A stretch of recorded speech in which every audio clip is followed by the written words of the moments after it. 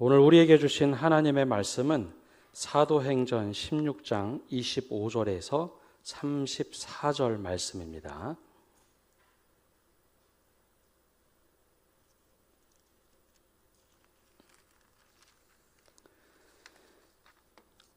이제 하나님의 말씀을 봉독합니다.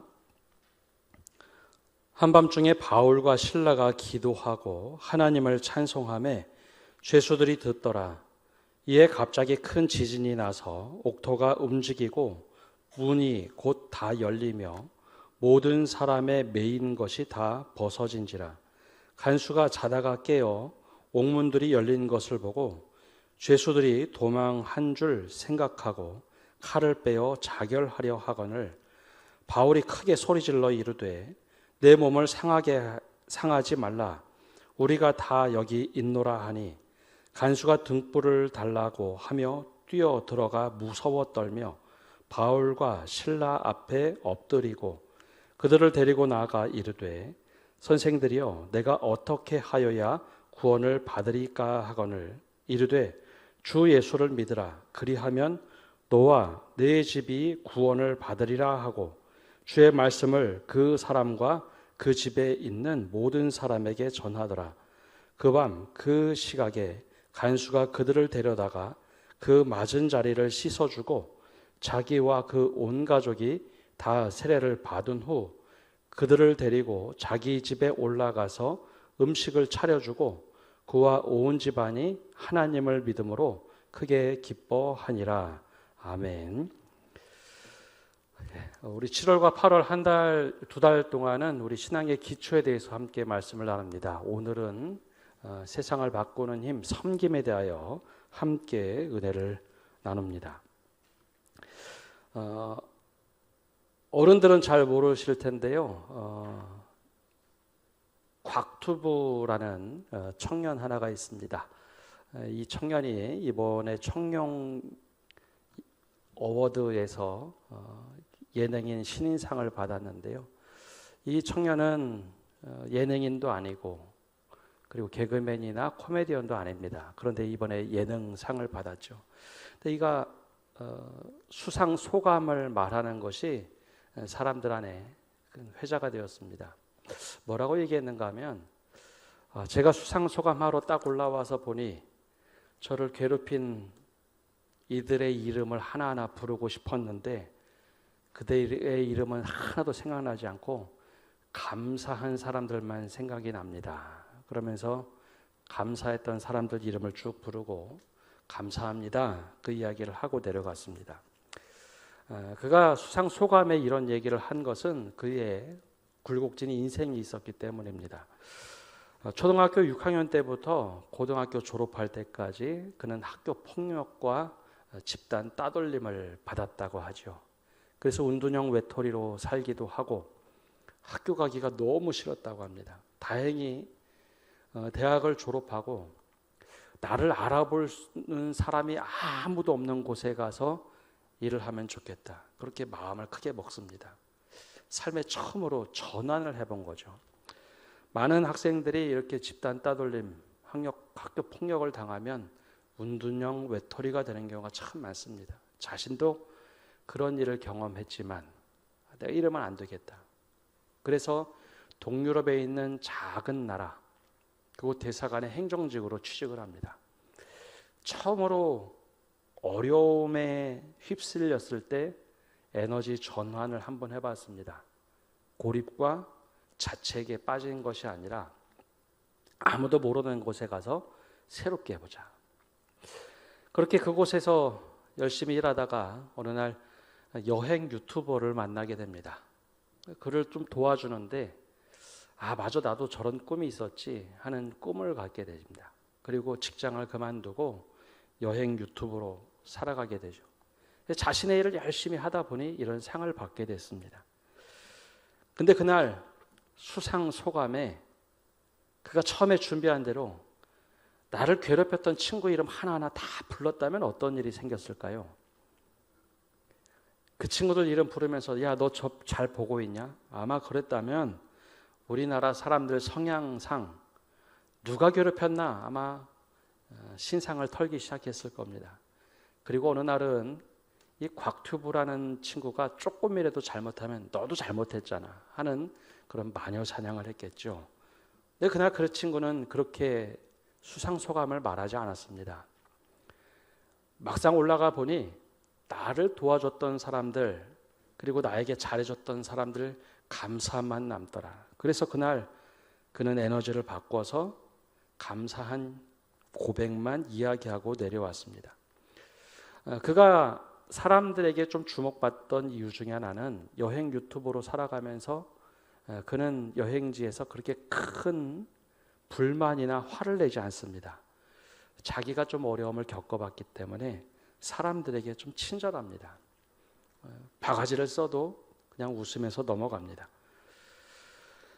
그가 잘 에너지를 2번 잘 전환해봤기 때문에 그 모습이 많은 사람들에게 회자가 됐습니다.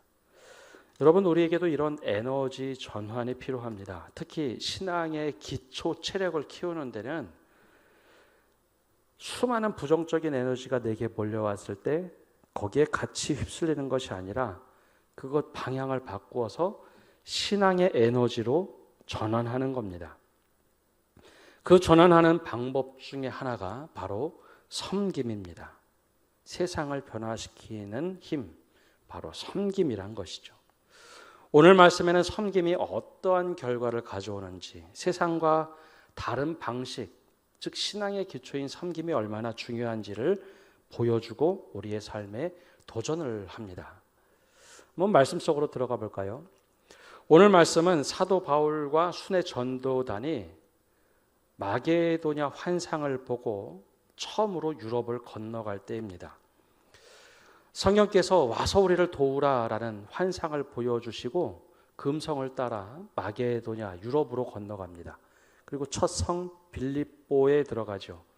근데 그때 성령께서 예비해 놓은 사람, 자주색 옷감을 팔던 루디아를 만나게 되죠. 근데 이 루디아는 사도 바울과 전도단이 전하는 복음을 마치 스펀지처럼 쫙 빨아들입니다. 그러더니 그 자리에서 내가 세례를 받겠노라. 그리고 이 말씀을 우리 집에 가서도 전해달라고 하며 자신의 집을 개방을 합니다. 낯선 동양인이 왔는데 유럽에 있는 이 루디아가 자신의 집을 개방합니다. 아, 이게 성령께서 다 하시는 거구나.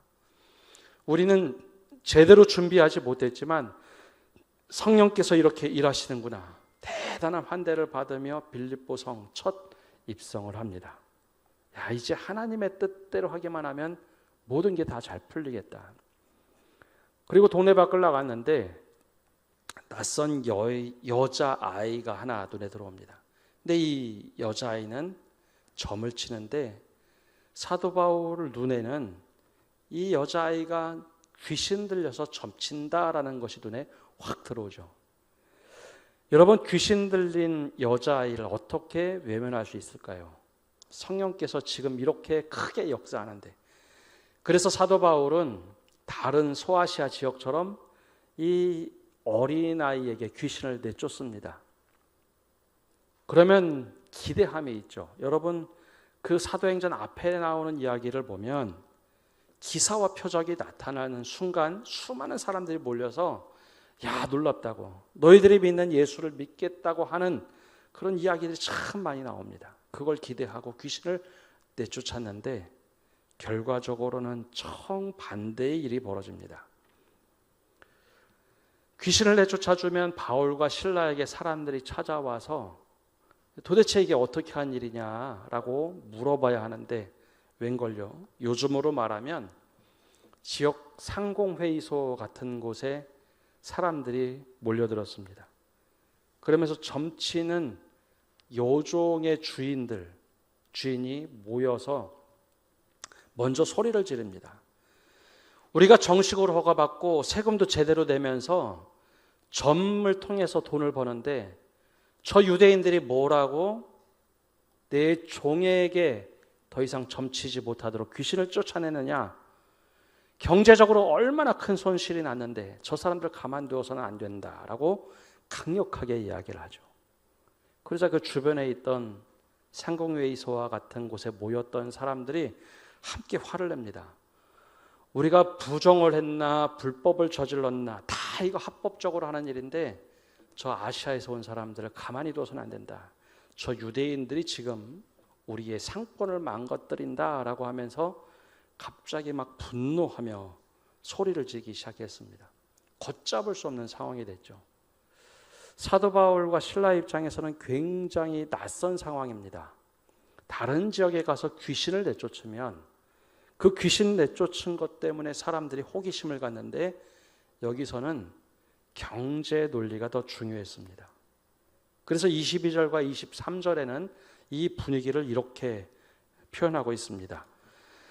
무리가 일제히 일어나 고발하니 상관들이 옷을 찢어버리고 매로 치라 하여 많이 친 후에 옥에 가두고 간수에게 명하여 든든히 지키라 하니, 바울과 신라의 입장에서는 억울해도 이런 억울한 일이 없습니다. 지금까지 귀신을 쫓아내고 병을 고치면 사람들이 감사하게 생각했습니다. 적어도 내가 여종에게 귀신을 내쫓으면 감사하다라는 말 한마디 하는 게 상식이라고 생각했는데 전혀 달랐습니다. 오히려 금전적인 손해를 끼쳤다고 고발을 합니다. 더군다나 아무리 이곳이 외국이라 할지라도 이런 문제가 생겼을 때는 소명을 받는 것이 상식입니다. 그 상공회의소에 모였던 사람들 중에 고관은 바울과 신라를 불러서 너희가 이게 어찌 된 일이냐 한번 해명을 해봐라. 소명을 하는 게 당연한 거죠. 그런데 소명도 전혀 없이 갑자기 붙잡아다가 심하게 매질을 합니다. 여러분, 고대 세계에서 매질한다. 이거는 상상을 초월하는 일입니다. 먼저 흠씬 두들겨 패놓고 너희가 자백 하나 안 하나 보자. 그리고 나서 아주 깊은 감옥에 쳐넣죠. 얼마나 황당하고 속이 상할까요? 이 마게도냐로 온 이유가 있지 않습니까? 성령께서 인도하셔서 빌립보 성에 들어왔습니다. 루디아라는 부자 자주색 옷감 파는 여인을 만나서 복음도 전했습니다. 그러면 하나님께서 길을 펼쳐 놓으셔야지. 오히려 두들겨 맞고 이유도 모르는 상태에서 감옥에 들어간다? 이거 말이 되지 않지 않습니까? 근데 여기에 어떤 흐름이 있느냐? 바로 이 세상의 흐름이 있습니다. 여기에 가치관 충돌이 일어나는데요. 여러분, 우리가 살아가는 세상에는 지금도 그렇고 그 당시에도 그렇고 가장 중요하게 생각하는 것 중 하나가 이권 문제입니다. 나에게 이익이 되느냐, 이익이 되지 않느냐를 가지고 세상을 살아가는 사람들이 대부분입니다. 로마의 방식은 나에게 굴종하면, 나에게 고개를 숙이면 세상의 질서에 편입돼서 이익을 줄 것이고, 로마의 방식대로 살아가지 않는다라고 하면 초토화를 만들어버리는 것이 로마의 방식이었죠. 이 빌립보도 거기에 예외가 아니었습니다. 그래서 당시의 사람들은 생각합니다. 세상을 움직이는 힘은 돈과 권력 그리고 이권이다. 지금도 크게 다르지 않죠. 지금도 마찬가지입니다. 여러분, 세상을 움직이는 힘이 뭐라고 생각하십니까? 지금 세계의 전체 질서를 재편하는 최고 선봉에 있는 나라가 미국의 트럼프입니다. 오랫동안 신자유주의 정책을 30년 동안 끌어왔지만 한순간에 WTO 체제를 바꿔버리고 있습니다. 힘이 그만큼 중요하다라는 것을 보여주고 있죠. 이 사람들도 마찬가지였습니다. 여종의 주인들이 가장 관심 둔 것은 여종에게 귀신이 들렸느냐 안 들렸느냐 그거 중요하지 않습니다. 귀신 들려서 내가 돈을 번다면 이 여종은 어떻게 되든 상관없고 돈을 벌면 나의 이익이 되면 그것이 선이라고 생각했죠. 근데 사도 바울과 신라가 와서 여종에게 귀신을 내쫓았습니다. 돈벌이가 되지 않습니다. 내게 돈을 벌지 못하게 하는 이것이 악이라고 생각한 거죠. 그래서 이 사도 바울과 실라를 감옥에 가둔 겁니다.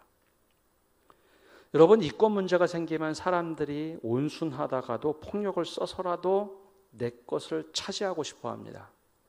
이것이 세상의 방식이죠.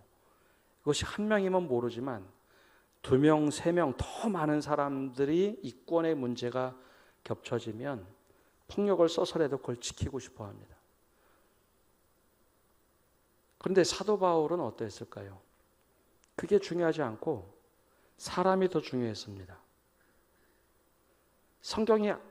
성경에서 그 예수님께서 하신 말씀, 사람이 더 중요했죠. 그래서 이익보다는 이 사람이 온전하게 되는 것, 그것이 더 중요했습니다. 근데 의외로 많은 사람들이 성경에서 아무리 사랑이 중요하고 사람이 중요하고 이렇게 하면 안 된다라고 해도요, 세상의 방식대로 하고 싶어하는 마음이 확 올라옵니다. 야, 이 사람들이 나에게 이렇게, 그러면 어디서 성경 말씀 하나를 또 가져옵니다. 그래, 성경에는 그것만 이야기하지 않고 눈에는 눈, 이에는 이로 갚으라고 했잖아. 그러면서 정반대되는 성경 말씀을 가져와서 자꾸 적용하려고 합니다. 그런데 오늘 말씀을 보면 그렇지 않다는 거죠. 눈에는 눈, 이에는 이, 힘에는 힘, 그 논리가 아닌 다른 방식으로 사도 바울이 살아가더라라는 겁니다. 만약에 사도 바울이 이걸 강력하게 막으려면 비장의 카드 하나를 쓰면 됐습니다. 나중에 사도 바울이 그 비장의 카드를 한번 쓰는데요, 나 로마 시민이야, 너희들이 나 로마 시민을 이렇게 하면 돼? 라고 그 카드 하나 쓰면 당장 감옥에서 풀려나는 상황, 아니 감옥에도 들어가지 않게 됩니다. 힘은 힘으로 막으면 되죠. 근데 사도 바울은 힘을 힘으로 막아내지 않았습니다. 오히려 억울하게 감옥 속에 있을 때 그가 한 것은 정반대의 신앙의 믿음의 행동을 합니다. 25절에 이렇게 기록되어 있습니다. 우리 함께 읽어보겠습니다. 한 밤중에 바울과 실라가 기도하고 하나님을 찬송하며 죄수들이 듣더라. 아멘. 여러분, 바울과 실라의 모습이 이해가 가십니까? 억울하게 감옥에 갇혔습니다. 죽도록 맞아서 밤에 움직이기조차 힘들 만큼 고통에 밀려옵니다. 도망가지도 못하죠. 박해와 단절이 됐습니다. 여기서 죽으면 끝인데 분노도 생기고 짜증도 올라오고 이런 상황이면 사실 이런 얘기 많이 하죠. 하나님 도대체 이게 뭡니까? 마게도냐라고 오라고 해서, 하나님이 여기까지 오라고 해서 우리가 여기까지 왔는데, 하나님 억울합니다. 지금 이 상황을 바꿔주셔야죠.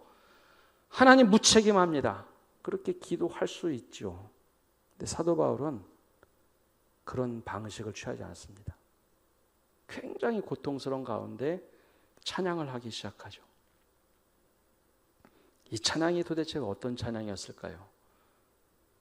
성경에서는 이 찬양의 고백을 기록하진 않았지만 이런 찬양을 부르지 않았을까라는 생각을 합니다. 평화 평화로다 하늘 위에서 내려오네 그 사랑의 물결이 영원토록 내 영혼을 덮으소서. 어느 누구도 그 찬양의 소리를 막을 수가 없었죠. 거기에 있던 낯선 죄수들도 그 찬양의 소리를 듣기 시작합니다.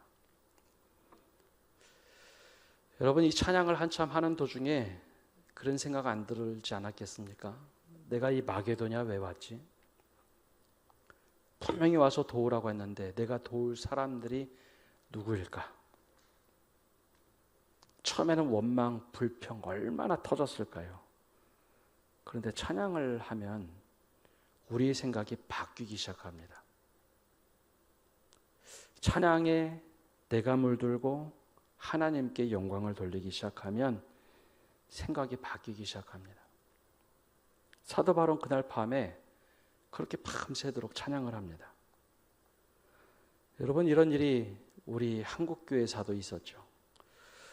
지난 15일은 우리나라 80주년 맞이하는 광복절이었습니다.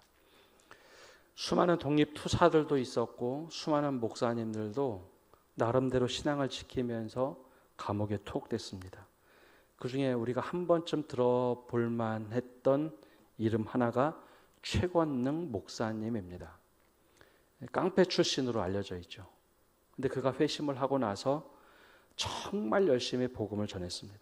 근데 일제 강점기에 이 최권능 목사님은 굉장히 눈에 가시였죠. 막무가내로 복음을 전하고 이 신사참배 거부 운동을 했습니다. 감옥에 투옥을 시켰습니다. 그러자 목이 터져라 고문하면 할수록 밤마다 더 크게 찬양을 합니다. 고문 받으면서도 찬양을 합니다. 아프니까 아픔을 이겨보기 위해서 찬양을 합니다. 간수들이 그 찬양하는 소리 제발 좀 멈추라고 하는데 아니요, 죄인들 함께 감옥에 갇힌 사람들도 오히려 물듭니다. 나중에 간수가 그런 얘기를 하죠. 그렇게 하지만 않으면 내가 좀 어떻게 배려를 해보겠다고. 그런데 끊임없이 찬양을 합니다. 그래서 나중에 간수들이 그런 얘기를 하죠. 당신에겐 아무 죄 없는 거 안다고. 그러니 그 찬양 좀 멈추라고. 우리의 믿음의 선배들 가운데는 그런 사람들이 참 많았습니다. 근데 우리도 마찬가지입니다. 여러분, 억울한 일이 있을 때 같이 힘으로 막 받아치면 그것처럼 속 시원한 일이 없겠죠. 근데 그 같이 맞받아치는 일에 결코 그 어떤 열매가 맺혀지지 않는다는 겁니다. 사도 바울과 실라는 찬양을 그렇게 했습니다. 하나님께 찬양을 하죠. 그러자 스스로 마음도 녹습니다. 여러분, 가장 어려운 순간에 찬양을 하면 그 어려움의 에너지들이 바뀌기 시작합니다. 어려움은 몰려오는데 그 에너지를 신앙으로 다시 바꿀 수 있는 힘들이 생깁니다. 또한 하나님도 같이 역사하기 시작하죠. 그때 때마침 하나님께서 이 바울과 실라를 불쌍히 여기시며 큰 지진을 일으킵니다. 감옥이 열리고 쇠사슬도 풀어지죠. 그때 여러분, 만약에 저라면 어떻게 할까요?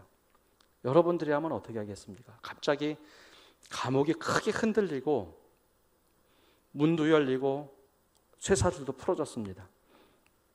그럼 도망가야죠. 하나님이 주신 기회다. 도망가는 게 맞을 겁니다. 그런데 도망가려고 밖으로 나가는데 이 바울의 눈에 들어온 한 사람이 있습니다. 뭐라고 기록했느냐? 27절과 28절에 이렇게 기록하고 있습니다. 우리 함께 읽어보겠습니다. 간수가 자다가 깨어 옥문들이 열린 것을 보고 죄수들이 도망한 줄 생각하고 칼을 빼어 자결하려 하거늘 바울이 크게 소리질러 이르되 내 몸을 상하지 말라. 우리가 다 여기 있노라 하니. 여러분, 간수들이 옥문이 막 열렸을 때 바울과 실라가 당연히 도망가는 줄 생각했습니다. 그러면서 자결하려고 했다라고 하는데 사실 이유가 참 특이하죠. 왜 간수들이 자결을 할까요? 로마법에는 이런 법이 있습니다. 간수들이 죄수를 지켜야 하는데 죄수들이 탈옥을 하거나 도망가면 그 죄수들의 숫자만큼 간수들이 책임을 져야 했습니다. 뭐로 책임질까요? 목숨으로 책임지는 겁니다. 간수들이 제대로 감옥을 지키지 못했기 때문에 그 자신의 생명값으로 이 죄인들의 숫자를 책임져야 했습니다. 여러분, 이거로만 끝날까요? 간수의 집안은 몰락하겠죠. 제대로 일을 못한 사람. 책임 소재가 한 사람에게 끝나는 것이 아니라 그 가족에게도 흘러가는 겁니다. 그러니 간수들의 상황에서는 차라리 로마법으로 자신들이 처형을 받는 것보다는 때가 자결하면 가족만큼은 괜찮아지는 일이죠. 그러니 자결을 하려고 합니다. 사도 바울이 나가다 말고 불과 몇 시간 전에 자기를 그렇게 고문하고 때렸던 간수들, 근데 막 자결하려고 하자 거기서 야 멈추라고, 내 몸을 상하게 하지 말라, 우리가 다 여기 있다라고 이야기를 합니다. 여러분, 도망가면 뭐가 문제가 될까요? 그럼 그런 소문이 나겠죠. 예수쟁이들이 도망갔다. 간수들은 그 책임을 지고 죽게 되었다고. 더 이상 빌립보 성에서는 아무런 일이 일어나지 않을 겁니다. 원수니까 그 사람들이 죽는 것 당연하지. 나를 저렇게 때렸는데, 이유도 묻지 않았는데. 근데 사도 바울과 실라는 멈춰서서 오히려 그들을 축복해 줍니다. 그러지 말라고. 그러면서 예수에 대해서 이야기합니다. 주 예수를 믿으라. 그래야면 너와 네 집이 구원을 받으리라. 여러분, 이 간수들의 입장에서는 바로 낮에 이들이 잘못한다고 해서 흠신 들겨 패고 감옥에 가두었던 죄수들입니다. 근데 죄수들이 자신들이 생각했던 죄수의 모습과는 너무나 다른 거죠. 복수해도 전혀 문제가 안 될 텐데 가던 것 멈추고 그 감옥에 그대로 있으면요, 이 사람들 잡혀다 죽을 수도 있는 상황입니다. 그런데 정반대로 복수가 아닌 사랑으로, 섬김으로 이 간수들을 오히려 생명을 보존시킵니다. 간수들이 너무 놀란 거죠. 그래서 오히려 간수들이 그 밤에 이 사람들을 감옥에 두지 않고 밤에 집으로 데려갑니다. 그리고 온 집에 불을 켜서 우리가 이 사람들 때문에 살았다고, 이 사람들이 믿는 예수를 우리가 믿자고 간수들이 다 같이 세례를 받기 시작합니다. 여러분, 빌립보에 썼던 편지를 보면 사도 바울이 그런 고백을 합니다. 나의 매임으로 하나님께서 역사하신 일이 있다고. 나를 감옥에 잡아뒀다고 내가 여러분들을 미워하지 않는다고. 나를 감옥에 가둬두신 것은 하나님께서 오히려 복음이 증거되도록 이렇게 만드셨다라고 모든 것을 전환해서 에너지를 바꿔놨습니다. 여러분들이 우리를 박해하면 박해할수록 오히려 더 하나님께서 크게 역사하신 일이라고 그 에너지를 바꿔서 섬김의 에너지로 바꾸어 놓습니다. 여러분, 그래서 빌립보 성에서는 아주 독특하게도 루디아라는 여인이 예수를 믿습니다. 그리고 자신을 때리고 박해했던 그 간수들이 예수를 믿습니다. 근데 이들이 그냥 예수를 믿은 게 아닙니다. 사도 바울이 가는 곳마다 어려움이 있으면 거기에 계속해서 연보를 보냅니다. 우리에게 복음을 전해준 사도요, 혹시 어려움 믿지 않습니까? 당신이 복음을 전하는데 최선을 다하도록 계속해서 물질을 보냅니다. 자신들이 받았던 그 섬김을 그대로 전해주는 거죠. 여러분, 우리 사회는 언제부터 나에게 이익이 되면 폭력을 써도 정당한 사회처럼 자꾸 그렇게 흘러갑니다. 법을 깨뜨려도 되고 이익만 된다면. 근데 어느 순간에 우리가 그것을 바꾸어서 살아가야 될 교회가, 아니 우리 성도들이, 맞아, 신앙은 힘이 있어야지, 신앙생활 하면 더 많은 것이 있어야지, 똑같이 물들어갑니다. 반대로 가야 되는데, 정말 믿음으로 살아간다는 것은 섬김으로 세상을 바꿀 수 있구나, 섬김으로 세상을 변화시킬 수 있구나, 그 믿음을 가지고 살아가야 되는데 자꾸 오히려 거꾸로 물들어가려고 합니다. 사도 바울은 우리에게 이 모습을 보여줍니다. 당시 세계는 로마의 질서 속에 있었기 때문에 힘이 있고 권력이 있고 공권력으로 모든 것을 다 하려고 하던 사회. 근데 그 속에서 박해를 받고 어려움을 당하면서도 그걸 그대로 힘으로 맞서지 않습니다. 오히려 찬양으로 승화하고 오히려 거꾸로 그 권력의 핵심이었던 간수에게 축복하며 섬김을 통해서 보여주자 간수가 변하기 시작합니다. 그리고 그가 빌립보 성의 두 번째 그리스도인이 됩니다. 여러분, 섬김은 그래서 세상을 바꿀 수 있는 힘이 됩니다. 힘과 권력과 돈으로 사람을 바꿀 수 있다라고 생각하지만 그건 잠시 한순간 그냥 그렇게 해주는 것뿐입니다. 그 힘이 사라졌을 때 오히려 정반대의 결과가 나오죠. 근데 여러분, 섬김으로 사람을 섬기다 보면 그 섬김의 자리에 내가 없어도 그 섬김을 받아보았다는 사람은 다시 섬길 줄 아는 사람, 그리스도인이 됩니다. 이 은혜가 우리를 통하여 그리고 우리의 삶을 통하여 온전히 세상을 바꾸는 그런 놀라운 역사가 이루어지기를 간절히 축복합니다. 우리 함께 일어나서 찬양하고 기도하겠습니다. 이런 교회 되게 하소서. 우리 함께 찬양하고 기도하겠습니다.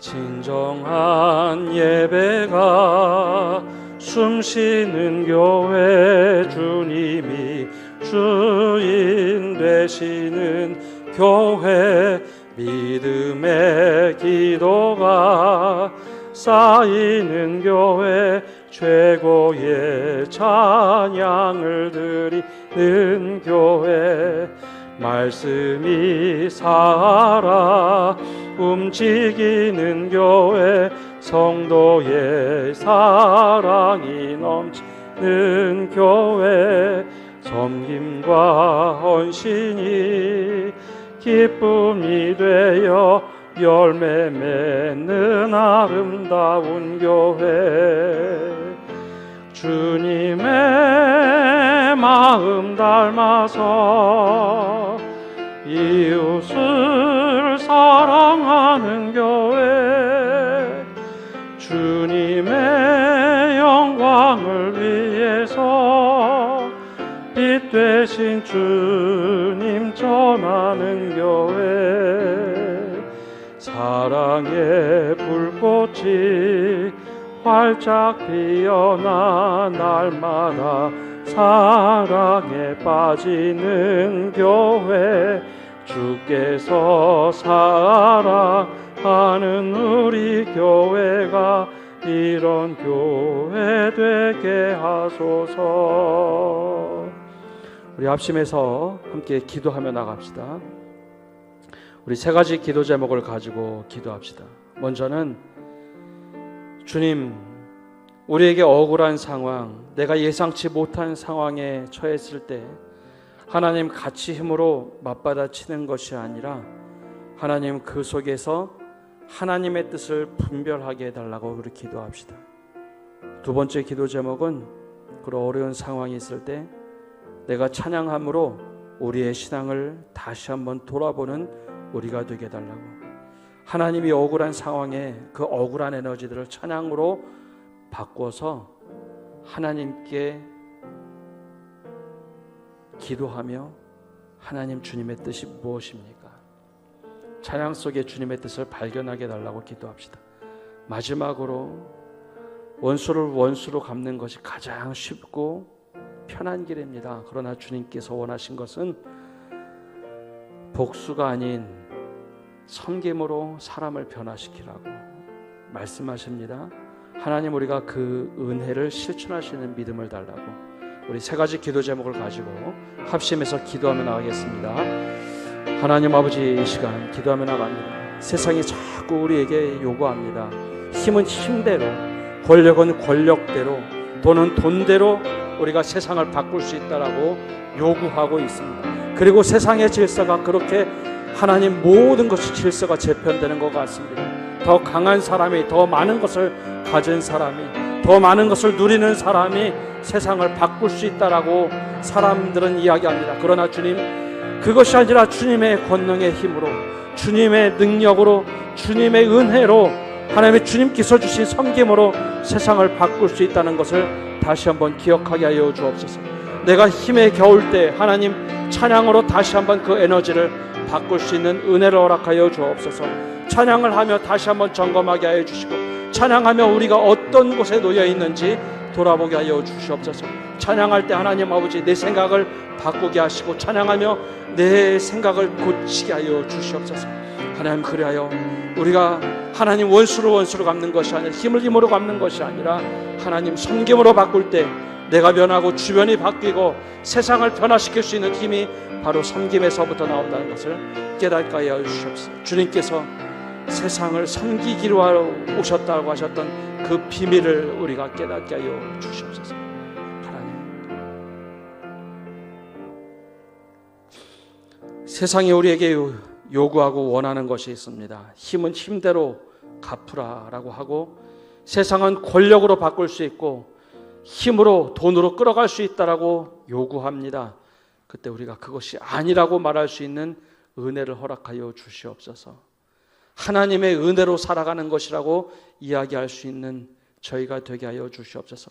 그것이 너무 힘에 겨울 때 하나님 찬양하게 하여 주옵소서. 찬양할 때 우리의 생각을 다시 한번 점검하고, 찬양할 때 하나님께서 무엇을 원하시는지 바르게 깨닫게 하여 주시옵소서. 그리고 힘을 눈으로, 이에는 이로, 원수는 원수로 갚는 것, 그렇게 생각하는 것이 아니라 주님이 섬기러 이 세상을 오셨다고 말씀하신 것처럼 우리가 다시 한번 힘을 내어서 섬길 때 내가 변하고 주변이 변하고 세상이 변한다는 것, 우리가 믿음의 눈으로 바라보며 깨닫게 하여 주시옵소서. 그래야 내가 있는 곳에서 섬김으로 세상이 변해가서 하나님 나라가 임하는 것을 경험하고 보게 하여 주시옵소서. 이 믿음을 가지고 세상을 향하여 나갑니다. 주님이 우리 앞에 계셔서 바른 길을 보여 주옵소서. 주님이 우리 곁에 계셔서 우리를 팔로 껴안아 지켜주시고, 우리 뒤에 계셔서 못된 사람들의 흉계에서 보존해 주시고, 우리 아래 계셔서 우리가 떨어지면 받아주시고 우리를 덫에서 끄집어내어 주옵소서. 주님이 우리 안에 계셔서 슬퍼할 때 위로해 주시고, 우리 둘레 계셔서 남들이 덮칠 때 막아주시고, 우리 위에 계셔서 복내려 주옵소서. 이제는 예수 그리스도의 은혜와 아버지 하나님의 크신 사랑과 성령님의 교통하심과 위로하심이 오늘 예배를 드리며 섬김으로 세상을 변화시키겠다고 다짐하는 모든 성도들 위해, 온라인으로 예배하는 믿음의 권속들 위해, 그리고 이 땅 위에 이제로부터 영원까지 함께 하시기를 간절히 축원하옵나이다. 아멘.